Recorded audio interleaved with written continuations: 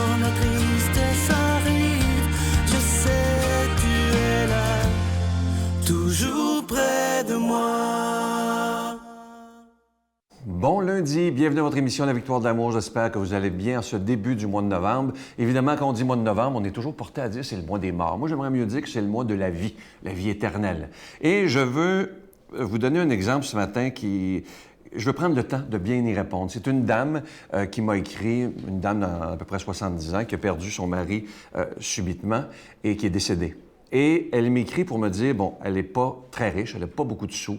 Bon, il faut qu'elle paye les funérailles et tout ça. Et elle n'a pas les moyens. Tu sais, parce qu'il y a des gens qui ont dit, oh mon Dieu, ton mari est mort subitement, il faut absolument que tu lui payes des messes, puis blablabla. Et elle me disait, j'ai pas vraiment les moyens. Est-ce qu'il va arriver quelque chose à mon mari de l'autre côté si je ne paye pas des messes? Là, j'espère que vous allez bien m'écouter ce matin. Dieu, c'est pas un comptable. Alors, imaginez, il y a des gens dans la rue qui meurent. Il y a des gens un peu partout dans le monde qui meurent, qui sont seuls, qui n'ont pas d'enfants, qui n'ont pas de famille. Est-ce que vous pensez vraiment que Dieu va les laisser dans le parloir parce qu'il n'y a personne qui prie pour eux et qu'il n'y a personne qui paye des messes? Non, Dieu, c'est pas ça. Dieu, c'est un papa. Je ne vous dis pas qu'il ne faut pas prier pour les morts, mais Dieu n'est pas un comptable. Dieu, c'est un père de tendresse qui nous aime comme un fou. Il nous aime à la folie. Alors, pensez-vous qu'il va abandonner quelqu'un qui est mort depuis 200 ans parce que personne n'a prié pour lui, parce qu'il n'y avait pas d'amis ou peu importe? Non. Moi, je suis sûr que lorsqu'on arrive de l'autre côté, premièrement, on se juge soi-même, ça, j'ai l'impression. Et, tu sais, on entend souvent dans les gens qui ont vécu les expériences de mort imminente, ils disent « c'est comme si j'avais revu ma vie au complet en l'espace de quelques secondes ». Alors, je pense que c'est beaucoup ça qui se passe aussi. On se juge beaucoup soi-même lorsqu'on arrive de l'autre côté, je crois, si je me fie à tout ce que j'ai lu là-dessus. Mais je veux revenir à l'histoire de est-ce que je dois payer des messes, même si je n'ai pas les moyens? Si vous n'avez pas les moyens, et là, je réponds à la madame qui m'a écrit, évidemment, il ne faut pas se vider les poches, là. Vous avez une vie à vivre. Mais je suis sûr que votre mari, madame, a été accueilli, les bras ouverts par ce Dieu de tendresse. Parce qu'il faut arrêter de comparer Dieu, la façon de penser de Dieu, à la façon des êtres humains. Nous, on calcule. Hein? On calcule. Si tu me dois ça, je te donne ça, bon, etc. Dieu, c'est pas ça. Dieu, c'est tout. J'aime beaucoup cette appellation. Dieu qui est le tout autre. Et le tout autre, lui, il pense pas comme nous. C'est pas quelqu'un qui va calculer. C'est quelqu'un qui aime. Dans l'Évangile, on dit que c'est le Seigneur qui nous dit « Dieu est amour ». Alors imaginez, l'amour, ça ne calcule pas. L'amour, ça se donne simplement. Alors je suis sûr, à tous ceux qui pensent que parce qu'ils n'ont pas payé de messe, parce qu'ils n'avaient pas les moyens, ou parce qu'ils ne veulent pas simplement, que vos défunts ne sont pas bien, oubliez ça, là. Moi, je suis sûr que chaque personne qui est de l'autre côté est accueillie par Dieu, les bras ouverts. À moins, bien entendu, il y a des gens qui vont me dire « Oui, mais là, tu dis que l'enfer n'existe pas. » C'est pas ça que je dis. Je dis que l'enfer, il ne doit pas avoir beaucoup de monde dedans. Et je pense que ça doit être l'être humain qui prend la décision de dire « Je veux rien savoir de Dieu. Je veux pas passer l'éternité avec l'amour. » Si ça existe, il y a un endroit pour ça qui s'appelle l'enfer. Mais je ne crois pas que Dieu lui-même envoie un de ses propres enfants en enfer. Ça, j'en suis convaincu. Il y a beaucoup de gens, beaucoup de théologiens qui le pensent d'ailleurs. Je ne vous dis pas qu'il n'y a pas un passage par le purgatoire. Ça, j'y crois. Parce que je pense qu'on n'est pas personne si pur que ça. Je pense qu'on a tous besoin, comme avant d'aller dans un grand mariage, il faut se mettre beau, il faut prendre des beaux vêtements. Et je pense qu'avant de rencontrer l'amour absolu, l'amour pur, il faut prendre le temps aussi de se nettoyer l'intérieur finalement. Voilà. Notre Père qui es aux cieux, que ton nom soit sanctifié, que ton règne vienne, que ta volonté soit faite sur la terre comme au ciel. Donne-nous aujourd'hui notre pain de ce jour. Pardonne-nous nos offenses comme nous pardonnons à ceux qui nous ont offensés. Ne nous laisse pas entrer en tentation, mais délivre-nous du mal, car c'est à toi qu'appartient le règne, la puissance et la gloire pour les siècles des siècles. Amen. Dans le cadre des festivités du 25e anniversaire de la Victoire de l'amour, nous vous invitons à un pèlerinage inoubliable en France, en compagnie du père Michel-Marie-Brigitte Bédard, Miguel Padilla et la participation occasionnelle de Sylvain Charon. Nous visiterons Lourdes, Saint-Malo, Mont-Saint-Michel, Lisieux et Paris. Nous assisterons au spectacle musical Bernadette de Lourdes qui attire les foules du monde entier. Célébration eucharistique avec le père Michel-Marie, du 25 septembre au 6 octobre 2020. Information 1-877-277-4412.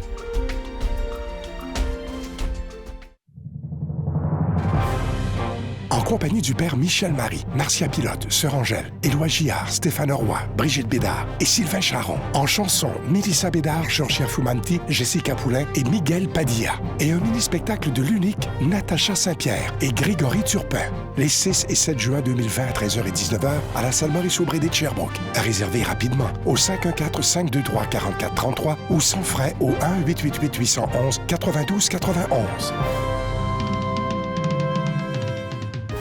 Je suis tellement content de vous parler de ce beau cadeau du mois de novembre. Il s'agit de l'Ange de Noël, la collection 2019. Il y en a qui les collectionnent depuis plusieurs années d'ailleurs. C'est un Ange de Noël en épinglette de couleur bronze et argent antique orné de zircon. Et le petit ange, il est déjà béni. Je vous rappelle que vous le recevez avec un don de 25 $ et si vous en voulez deux, avec un don de 40 $. Et il y a parfois des gens qui se disent, mais comment se fait qu'ils parlent d'argent d'une émission où on parle de foi?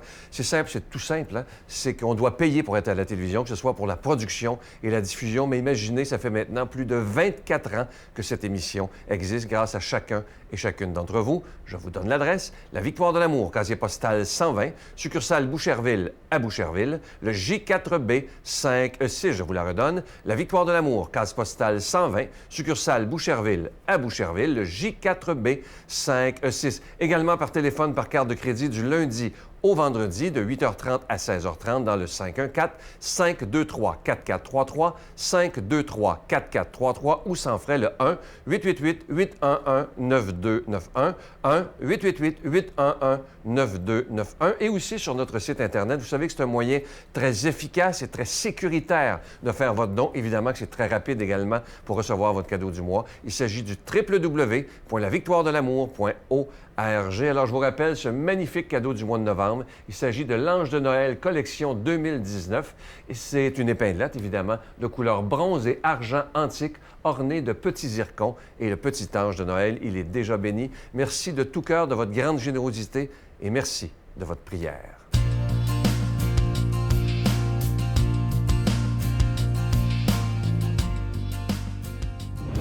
Qui n'a jamais rêvé de recevoir une lettre du Christ? Eh bien, la voici, le tout nouveau livre du Père Michel Marie, D'un amour brûlant aux éditions Artege. Enfin disponible au Québec dans toutes les bonnes librairies. Aujourd'hui, la parole de Dieu est proclamée par notre ami Pierre-Luc.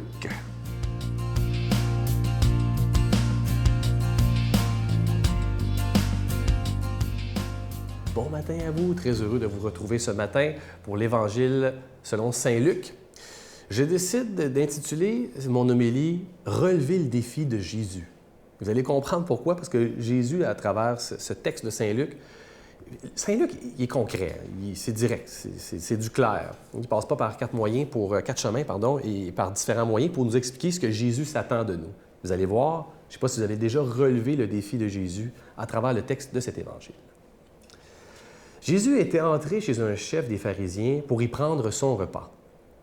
Il disait à celui qui l'avait invité, « Quand tu donnes un déjeuner ou un dîner, n'invite pas tes amis, ni tes frères, ni tes parents, ni de riches voisins, sinon eux aussi t'inviteraient en retour, et la politesse te serait rendue. Au contraire, quand tu donnes un festin, invite des pauvres, des estropiés, des boiteux, des aveugles, et tu seras heureux. Parce qu'ils n'ont rien à te rendre. Cela te sera rendu à la résurrection des justes. » C'est court comme évangile, mais oh là là, c'est dense, c'est intense. Moi, je me sens mal quand je dis ça, je ne sais pas pour vous, là. Je me sens mal pour une bonne raison. Je fais pas ça tant que ça. Je suis pas là à toutes les fois que je fais un festin ou un repas, là. Entre vous et moi, j'invite mes amis, j'invite ma famille. Bon, je ne sais pas si j'invite de riches voisins, j'en ai pas tant que ça, mais j'invite pas des pauvres, des boiteux, des estropiés, des gens qui n'auront pas rien à me rendre. Bon, j'invite des amis sans prétendre que parce que je t'ai invité, tu dois m'inviter en retour, là, et tout ça, là, parce qu'on a une certaine notion de justice, là.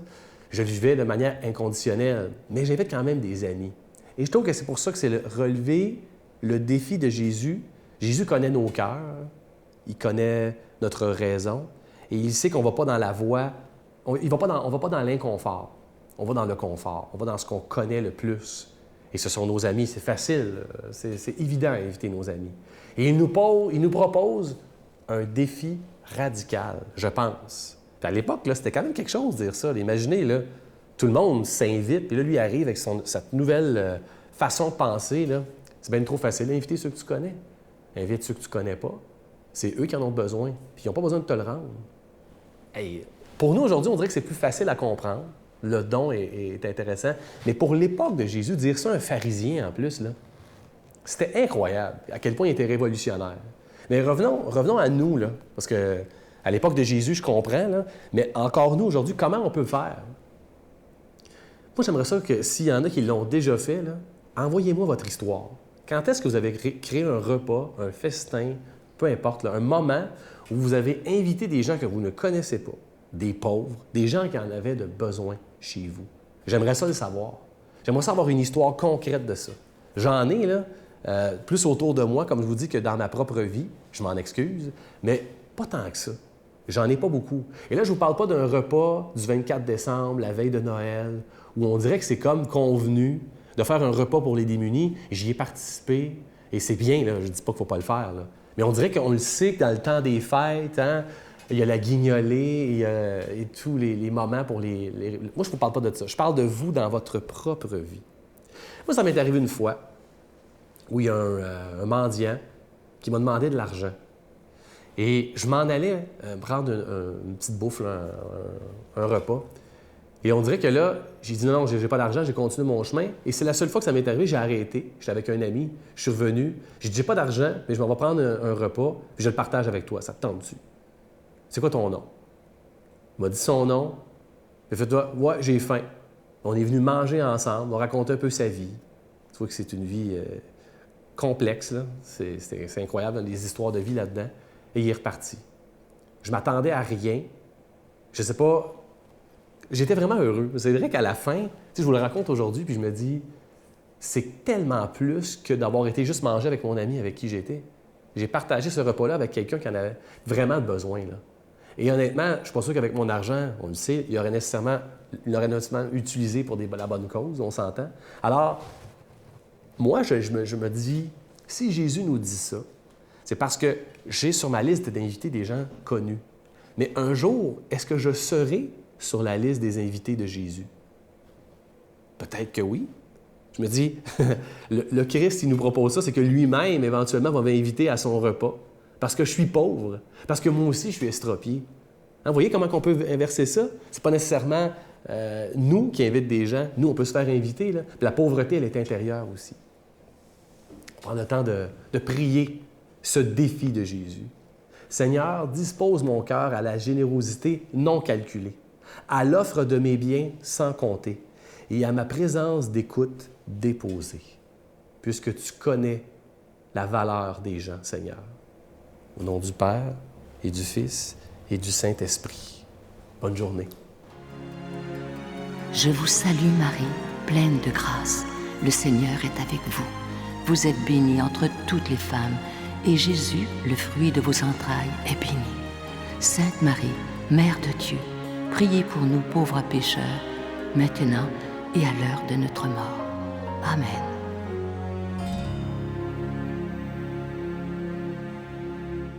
Je sais qu'on va faire des heureux aujourd'hui. Il y a tellement de gens qui nous disent « Ah, on voudrait avoir les livres du Père Michel Marie, mais ils ne sont pas disponibles. » Eh bien, je vais vous dire que le nouveau qui vient tout juste de sortir, il est enfin disponible au Québec dans toutes les bonnes librairies.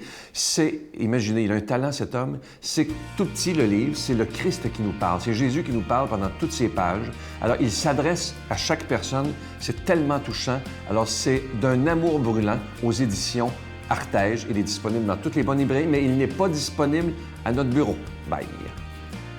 Quand j'avais la main sur ma femme, dans ce temps-là, puis j'ai vu sa tête devenir rouge puis ses yeux, j'ai fait comme « Wow! Qu'est-ce que t'es en train de faire? T'étais à deux doigts de l'étrangler, à la tuer. » Là. Fait que ça m'a vraiment choqué, ça m'a vraiment shaké à l'intérieur.